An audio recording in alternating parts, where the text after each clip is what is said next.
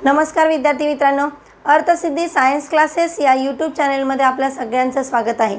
पाठीमागच्या काही दिवसांपासून आपण या चॅनलच्या माध्यमातून केमिस्ट्री या विषयाचा अभ्यास करत आहोत आणि या केमिस्ट्री विषयाचे आवश्यक लेक्चर्स हे सीईटीसाठी अतिशय उपयुक्त आहेत। अशीच लेक्चर या चॅनलवरती प्रोव्हाइड केलेली आहेत। तर आजपासून केमिस्ट्री सोबतच आपण बायोलॉजी या विषयाचा अभ्यास सुद्धा या चॅनलच्या माध्यमातून सुरू करणार आहे। सीईटीसाठी आवश्यक असणारे महत्त्वाचे क्वेश्चन्स, वेगवेगळ्या कन्सेप्ट्स आणि त्या कन्सेप्ट्स तुमच्यापर्यंत पोहोचवण्याचं काम या चॅनलद्वारे होणार आहे। तर असाच आज आपला महत्त्वाचा टॉपिक आहे जो बायोलॉजी विषयाचा आहे आणि तो अतिशय महत्त्वाचा आहे जो आपल्याला नीट आणि सीईटी या दोन्ही एक्झामसाठी जवळपास 4 मार्काचे प्रश्न घेऊन येतो आणि तो टॉपिक आहे DNA फिंगरप्रिंटिंग। आता बघा, DNA फिंगरप्रिंटिंग म्हटलं तर सगळ्यात पहिला वर्ड आहे तो DNA।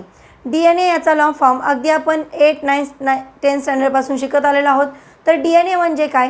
DNA म्हणजे डीऑक्सीरायबोन्यूक्लिक ॲसिड, बरोबर। किंवा DNAला आपण अजून काय म्हणू शकतो? DNA हे एक जेनेटिक मटेरियल आहे, जे मटेरियल काय करत असतं तर जेनेटिक कॅरेक्टर्स जे आहेत त्या characters one generation to other generation pass करण्याचं काम करतात। तर अशा या DNAची बेसिक माहिती आपण आधीच पाहिलेली आहे। तर आज आपण या DNAचे प्रकार पाहणार आहोत। बघा, DNAचे 2 प्रकार आहेत, ते मी फळ्यावरती लिहिलेले आहेत। DNAचे 2 प्रकार हे त्याच्यामध्ये असणाऱ्या डेन्सिटीवरून पडतात। ते कोणकोणते आहेत? सगळ्यात पहिला प्रकार आहे तो म्हणजे बल्क DNA आणि दुसरा आहे सॅटेलाइट DNA। बघा, याच्यामध्ये सगळ्यात महत्त्वाचा मेन कन्सेप्ट असेल की डेन्सिटी। ओके, तर डेन्सिटीच्या आधारावरती या DNAचे 2 प्रकार आहेत। पहिला जो आहे बल्क, त्याची जर डेन्सिटी आपण पाहिली तर ती डेन्सिटी जवळपास 99.9% एवढी आहे। तर सॅटेलाइट DNAमध्ये तीच डेन्सिटी फक्त 0.1% एवढीच असते। आता बघा, हे जे बल्क DNA असतात त्या बल्क DNAला कोडिंग DNA पण म्हणतात। कोडिंग म्हणजेच काय तर काम करणारे DNA, म्हणजे आपल्या बॉडीमध्ये ॲक्टिव्ह, जास्तीत जास्त ॲक्टिव्ह असणारे DNA असतात। तर सॅटेलाइट DNA म्हणजेच नॉन कोडिंग, म्हणजेच एक्झॅक्ट अपोजिट असतील बल्क DNAच्या। नॉन कोडिंग म्हणजेच काय, काम न करणारे DNA। बघा, यांचं काम करत नाही आहेत असं नाही, पण त्यांचं जे काम आहे ते काम नेहमीची दिनचर्या त्यांची सेमच राहते। जसा एखाद्या व्यक्ती त्याचे जर डेली शेड्यूल जर आपण पाहिलं तर त्याच्या ठराविक वेळा फिक्स असतात।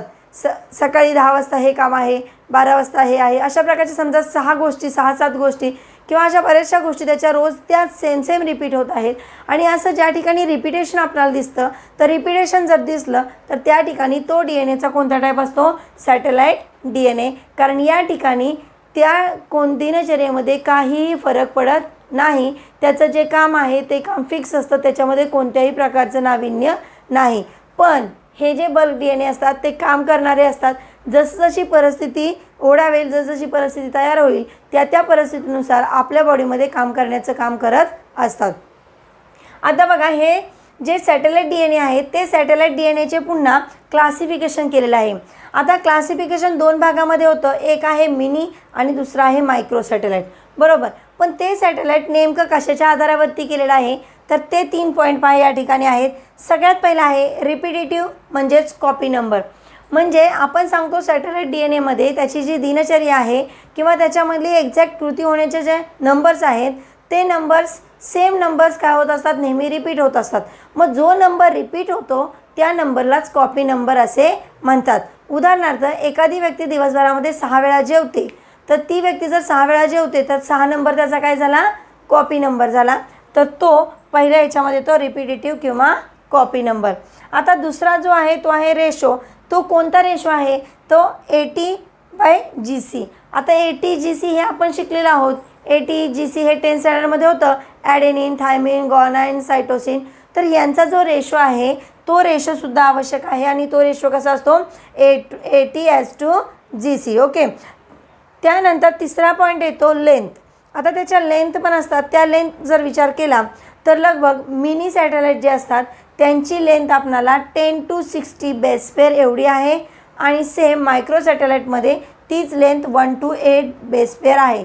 तर नीटमध्ये विचारला जाणारा प्रश्न असतो की जर एखाद्या सॅटेलाइटची लेंथ 1 to 8 बेस पेअर असेल तर तो कोणत्या प्रकारचा सॅटेलाइट आहे? निश्चितच त्याचा आन्सर असेल मायक्रो सॅटेलाइट। आणि जर हाच प्रश्न आपल्याला मिनीसाठी विचारला जाईल तर या ठिकाणी विचारतात, जर एखाद्या सॅटेलाईटची लेंथ ही 10 to 60 बेस पेअर असेल तर तो सॅटेलाईट कोणत्या प्रकारचा असतो? तर त्याचा आन्सर आहे मिनी सॅटेलाईट. म्हणजेच काय, या ठिकाणी मिनी आणि मायक्रो सॅटेलाईटचं जेव्हा क्लासिफिकेशन केलं जातं तेव्हा आपल्याला 3 कन्सेप्ट लक्षात ठेवायला लागतात. पहिली आहे ती म्हणजे रिपिटेटिव्ह, त्यामध्ये असणारा कॉपी नंबर. दुसरी आहे त्याचा रेशो AT/GCचा आणि त्याच्यानंतर तिसरं आहे ती म्हणजे लेंथ. जर हे 3 पॉईंट आपले व्यवस्थित असतील तर यावरती विचारला जाणारा कोणताही क्वेश्चन त्याचं सहज आपल्याला आन्सर मिळू शकतं. आता याच्यानंतर महत्त्वाचा पॉईंट आहे तो आहे DNA फिंगरप्रिंटिंग. बघा, DNA फिंगरप्रिंटिंग एक प्रोसेस आहे आणि ती प्रोसेस कशी होते? सगळ्यात पहिल्यांदा DNA फिंगरप्रिंटिंग जर करायचं असेल तर त्या व्यक्तीचा आपल्याला ब्लडचं सॅम्पल कलेक्ट करणं आवश्यक आहे. मग सगळ्यात पहिली मेथड आहे ब्लड सॅम्पल. ते ब्लड सॅम्पल काय केलं, पहिलं कलेक्ट केलं. त्याच्यानंतर आपल्याला काय करायला लागतं, त्या ब्लड सॅम्पलमध्ये DNA प्रेझेंट असतात. ते DNA आपल्याला काय करायला लागतात, फाइंड आउट करायला लागतात. म्हणजेच काय, तर आयसोलेशन ऑफ DNA म्हणजे DNA फाइंड आउट करणे. ओके, दुसरी स्टेप झाली. त्याच्यानंतर तिसरी स्टेप जी आहे यूज ऑफ रिस्ट्रिक्शन एन्झाईम्स. बघा, याच्यामध्ये काय केलं जातं, ॲक्च्युअलमध्ये DNA जे असतात ते DNA त्यांची लेंथ खूप असते आणि मग अशा DNAचे आपल्याला फ्रॅगमेंट्स करावे लागतात आणि ते फ्रॅगमेंट्स करण्यासाठी वापरले जाणारे एन्झाईम आहे त्या एन्झाईम्सला म्हणतात रिस्ट्रिक्शन एन्झाईम्स. नंतर जे लेंथ कमी केलेले जे DNA आहेत त्या DNAला पुन्हा आपल्याला वेगळं करावं लागतं आणि वेगळं करण्यासाठी जेल इलेक्ट्रोफोरेसिस ही मेथड यूज केली जाते आणि जेल इलेक्ट्रोफोरेसिस या जेलद्वारे त्यांना काय केलं जातं, एकमेकांपासून वेगळं केलं जातं. आणि 5वी स्टेप आहे नायट्रोसेल्युलोज मेम्ब्रेन. म्हणजे काय होतं, हे जे जेल इलेक्ट्रोफोरेसिस आहे ॲक्च्युअलमध्ये ते स्टेबल नाही आहे, ते अनस्टेबल असतं. त्याला स्टेबल करण्याची आवश्यकता असते आणि त्याला स्टेबल करण्याचं काम हे नायट्रोसेल्युलोज मेम्ब्रेन करत असते. आणि जेव्हा नायट्रोसेल्युलोज मेम्ब्रेन त्याला स्टेबल करतं तेव्हा ते नेक्स्ट स्टेपसाठी काय होतं, तयार राहतं. नंतरची स्टेप आहे 6 hybridisation with the radio label probes. आणि हे जे रेडिओ लेबल प्रोब्स असतात ते प्रोब्स म्हणजे काय, सिंगल स्ट्रँडेड DNA. ओके, तर हे जे सिंगल स्ट्रँडेड DNA आहेत त्यांचं पूर्णपणे हायब्रिडायझेशन होतं आणि लास्टला त्याचा काय केला जातो, एक्सरे काढला जातो आणि या सगळ्या प्रोसेसला म्हणतात DNA फिंगरप्रिंटिंग. ओके, तर या DNA फिंगरप्रिंटिंगमध्ये जवळपास 7 स्टेप आहेत, त्या आपल्याला लक्षात ठेवायच्या आहेत. Blood sample, isolation of DNA, use of restriction enzymes. असे प्रश्न विचारले जातात की ज्या वेळेला आपल्याला DNAची लेंथ कमी करायची असते तेव्हा ती कशाच्या सहाय्याने केली जाते, त्याचा आन्सर आहे रिस्ट्रिक्शन एन्झाईम्स. ओके, पुन्हा तुम्हाला जे स्टेबल नाही आहेत DNA, अनस्टेबल आहेत, तर त्यांना आपल्याला स्टेबल करायचं आहे. ते स्टेबल करण्यासाठी आपल्याला कोणते जेल्स वापरावे लागतात किंवा कोणत्या मेम्ब्रेनने त्यांना आपण स्टेबल करतो. त्याचबरोबर लास्टला कोणती प्रोसेस होते म्हणजे त्याचे एक्सरे किंवा प्रोब्स म्हणजे काय असतात. अजून आपल्याला एक महत्त्वाचा पॉईंट आहे तो आहे VNTR आणि STR.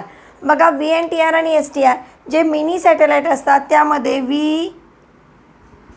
VNTR असतात, तर मायक्रो सॅटेलाईटमध्ये STR असतात. VNTR म्हणजे काय, व्हेरिएबल नंबर टँडम रिपीट आणि STR म्हणजे काय, तर शॉर्ट टँडम रिपीट्स.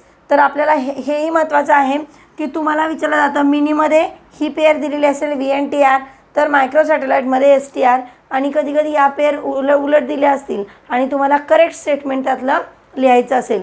तर अशा प्रकारे DNAमध्ये विचारले जाणारे प्रश्न DNA फिंगरप्रिंटिंगच्या आधारावरती. सगळ्यात पहिलं याचे जे 2 प्रकार आहेत ते 2 प्रकार कशावरती आहेत, डेन्सिटीवरती आहेत. आणि डेन्सिटीमध्ये कोडिंग आणि नॉन कोडिंग हे लक्षात ठेवायचं आहे.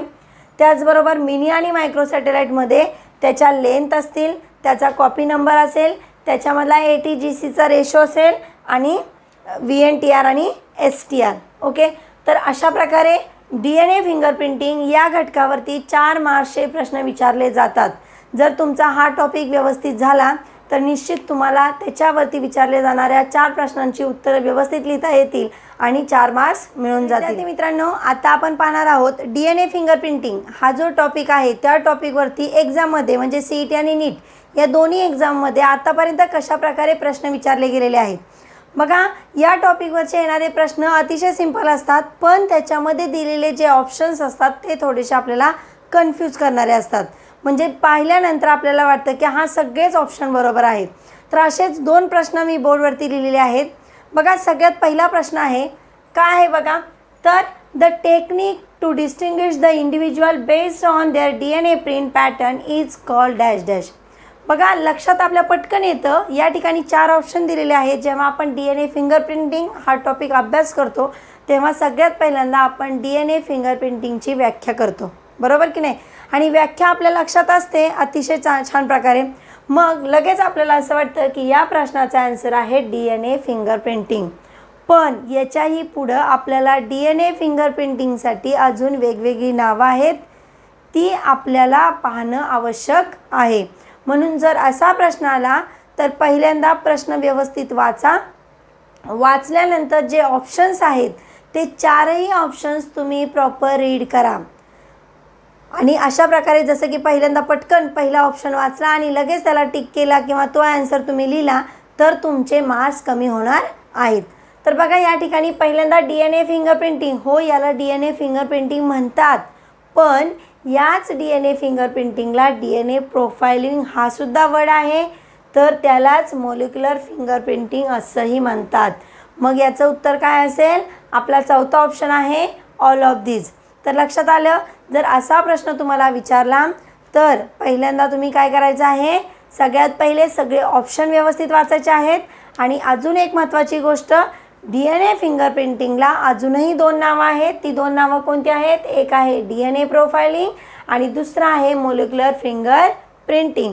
पण नॉर्मली प्रत्येक वेळेस आपण कोणतं यूज करतो आहे? DNA fingerprinting. तर आपला आन्सर असेल ऑल ऑफ दीज. कळालं? तर असे प्रश्न येतात आणि हे प्रश्न फसवे असतात. उत्तर आपल्याला बरोबर, तुमचं उत्तर हे बरोबर येईल DNA फिंगरप्रिंटिंग, पण पुढचे 2 ऑप्शनसुद्धा त्याचं मिनिंग सेमच आहे. म्हणून आपला आन्सर ऑल ऑफ दीज आहे. कळालं? आता याच्यानंतर दुसरा प्रश्न आहे बघा, DNA profiling technique to demonstrate the similarity between different animal species with a reference to some specific protein coding DNA sequence is called. आणि त्याचे ऑप्शन्स दिलेले आहेत, zoo blot, phylogenetic blot, animal profiling आणि ॲनिमल ब्लॉट. बघा, या प्रश्न काय विचारलेला आहे तुम्हाला या ठिकाणी की DNA प्रोफाइलिंग टेक्निक जी आहे त्या DNA प्रोफाइलिंग टेक्निकने आपण जर एखाद्या ॲनिमलमधल्या सिमिलॅरिटीज फाइंड आउट करतोय, बरोबर, त्यांच्यामधल्या डिफरन्सेस आणि सिमिलॅरिटीज जर पाहतोय, तर त्यावेळेला प्रोटीन कोडिंगचा सिक्वेन्स किंवा नेमका त्याचा काय रोल आहे. ओके, तर या ठिकाणी पहिला ऑप्शन आहे याच झू ब्लॉट. आणि आपलं झू ब्लॉट हे आन्सर आहे. या झू ब्लॉटला गार्डन ब्लॉट असंही म्हणतात. तर हे जे प्रोटीनचा सिक्वेन्स आहे तो सिक्वेन्स सांगताना आपल्याला झू ब्लॉट अतिशय महत्त्वाचा आहे. मग अशा प्रकारचे प्रश्न तुम्हाला परीक्षेमध्ये विचारले जातात. विचारलेले प्रश्न व्यवस्थित वाचा, त्यांचे ऑप्शनसुद्धा व्यवस्थित बघा आणि नंतरच तुम्ही तुमचं आन्सर फायनल करा. पण ऑप्शन्स न वाचता फक्त पहिला आणि दुसरा ऑप्शन वाचला आणि लगेचच आन्सर तुम्ही लिहिलं तर मात्र आपले मार्क्स जाणार आहेत, बरोबर. तर अशा प्रकारचे खूप सारे प्रश्न आहेत. ते प्रश्न तुम्हाला परीक्षांमध्ये हे विचारले जातात.